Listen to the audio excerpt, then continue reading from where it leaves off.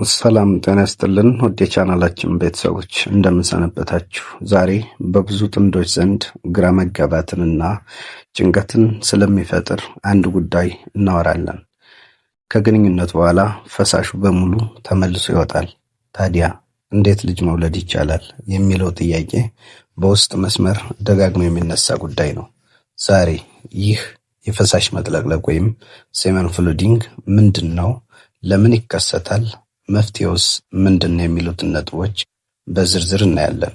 እስከ ቪዲዮ መጨረሻ አብራችሁን ቆዩ። ላይክ፣ ሼር እና ሰብስክራይብ እንዳይረሳ። በመጀመሪያ የምናየው የመጥለቅለቅ ስሜትና መጠኑን ነው። በመጀመሪያ መጠኑን እንይ። በአንድ ግንኙነት ወቅት የሚፈሰው የፈሳሽ መጠን በአማካይ ከ1.5 እስከ 5 ሚሊ ሊትር ነው። ይህ መጠን በሻይ ማንኪያ ሲለካ ግማሽ ወይም 1 ሙሉ ማንኪያ ሊሆን ይችላል። ታዲያ ለምንድን ነው ብዙ የሚመስለው? አንደኛ የቦታ መጥበብ ነው። የሴት ብልት ቦይ ወይም ቫጃይና ጠባብና ግድግዳዎቹ የተቆላለፉ በመሆናቸው ይህ መጠነኛ ፈሳሽ ሲገባ ቦታውን የማጥለቅለቅ ስሜት ይፈጥራል ማለት ነው። ሁለተኛው ተፈጥሯዊ ሂደት ነው። ይህ ስሜት የሚፈጠረው ፈሳሹ ወደ ማህፀን በር ለመድረስ በሚያደርገው ግፊት ነው። ሶስተኛ የፈሳሹ ይዘት። ይህም ማለት ፈሳሹ ስፐርም ነው ወይስ ውሃ? ኮምፖዚሽኑ ምንድን ነው የሚለውን እንይ። ብዙ ሰዎች የሚሳሳቱት የወጣው ፈሳሽ በሙሉ ዘር ወይም ስፐርም ነው ብለው በማሰብ ነው። ግን እውነታው ይህ አይደለም። አንደኛ እውነተኛ ዘር ወይም ስፐርም ከጠቅላላው ፈሳሽ ውስጥ ከ5% እስከ 10% ብቻ ነው።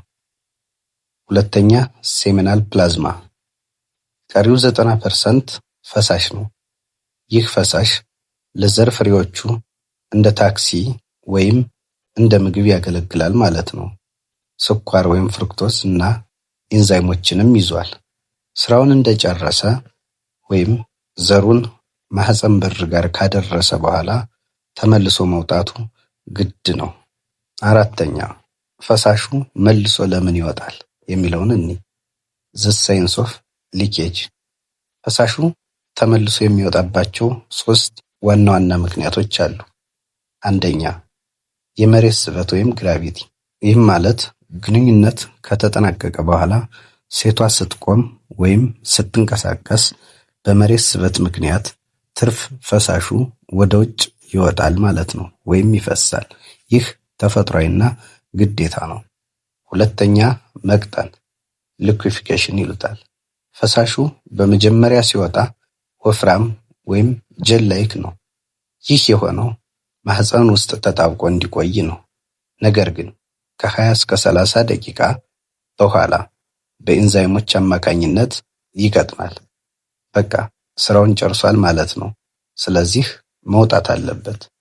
ሶስተኛ የመያዝ አቅም። የሴት ብልት ቦይ ትርፍ ፈሳሽ የማከማቸት አቅም የለውም። ስለዚህ በቂው ወደ ውስጥ ይገባል፣ ትርፉ ደግሞ ወደ ውጭ ይወጣል ማለት ነው።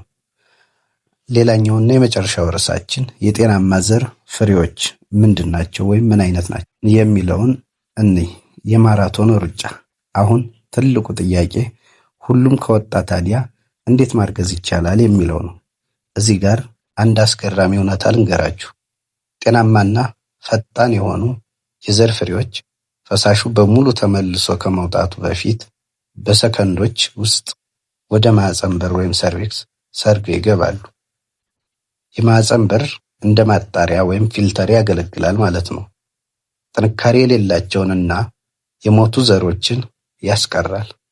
ጠንካራዎቹን ግን ወደ ውስጥ ያስገባል ማለት ነው። ስለዚህ ወደ ውጭ የሚፈሰው ፈሳሽ በአብዛኛው የሞቱ ዘሮችንና ስራውን የጨረሰውን ፕላዝማ ወይም ውሃውን ብቻ ነው። ይህም ማለት ልጅ ለመውለድ ለሚፈልጉ ጥንዶች ችግር የለውም ማለት ነው። ልጅ ለመውለድ እየሞከራችሁ ከሆነ ይህ መፍሰስ ካሳሰባችሁ እነዚህን ነጥቦች ተግብሩ። አንደኛ እረፍት ማድረግ።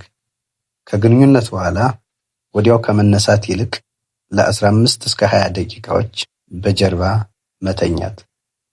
ሁለተኛ፣ ትራስ መጠቀም። ዳሌን በትንሽ ትራስ ከፍ አድርጎ መተኛት ዘሮቹ ወደ ማህፀን በር የሚጓዙበትን መንገድ ቀላል ያደርገዋል ማለት ነው። ሶስተኛ፣ ወዲያው አለመታጠብ። ከግንኙነት በኋላ ቢያንስ ለ30 ደቂቃ ያህል ወደ መታጠቢያ ቤት ባይሄዱ ይመከራል። ለማጠቃለል ያክል ከግንኙነት በኋላ ፈሳሽ መፍሰሱ የመካንነት ምልክት አይደለም። ይልቁንም ተፈጥሮ ትርፍ የሆነውን ነገር የምታስወግድበት መንገድ ነው። ይህ መረጃ ጠቃሚ ሆኖ ካገኛችሁት ለጓደኞቻችሁ ሼር አድርጉት። ጥያቄ ካላችሁ ኮሜንት ላይ አስቀምጡልኝ። ለቻናሉ አዲስ ከሆናችሁ ደግሞ ሰብስክራይብ በማድረግ ቤተሰብ ይሁኑ። በቀጣይ በሌላ ቪዲዮ እስከምንገናኝ ጤና ይስጥልን። መልካም ጊዜ